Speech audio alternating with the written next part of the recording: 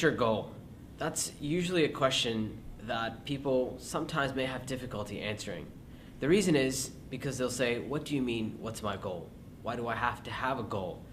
And usually gets answered when people say, well, I just want to be happy. I just want to be comfortable. And if you really think about that issue, the issue of what does it really mean to be happy? What does it really mean to be comfortable in life? You'll find people have very similar answers. It breaks down, it usually comes down to a few different things. Either it's wealth, it's status, it's family, it's things like this, things of the here and now, things around you. And we sometimes set up these goals for ourselves, and we say to ourselves, once I achieve this, I know I'll be happy. And sometimes in our minds, we say to ourselves, once I reach this milestone in my life, I know my life is going to be great. I know everything's going to be awesome. Yeah, right now, it's not so great. I know I'm struggling right now. I'm just not there yet.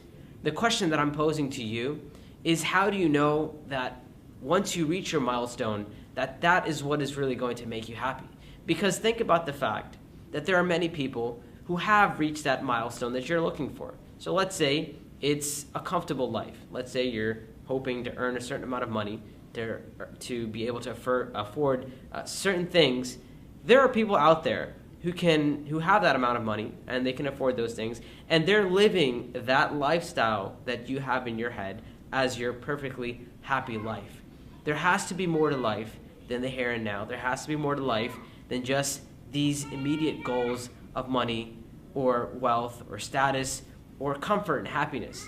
So the question I'm really posing to you is, what's your goal? And also, what does happiness really mean to you? For a Muslim, I believe that happiness is in the submission to the God who created us.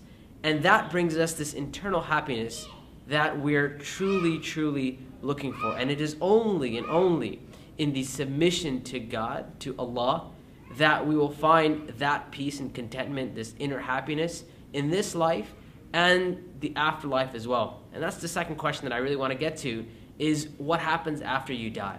That's another one of those questions that most people don't like thinking about. Because let's face it, who likes thinking about death? And I know people often, when you talk about death, they'll say things like, why are you so morbid? Why do we have to think about death? Just enjoy your life. Live it as it is, the here and now. As a Muslim, I don't actually think death is morbid. And I don't think it's a very negative thought. For me, death is actually a positive thought, because it is through death that we go through this life of turmoil and hardships, which many people go through, to a life of eternity and a life of ultimate pleasure.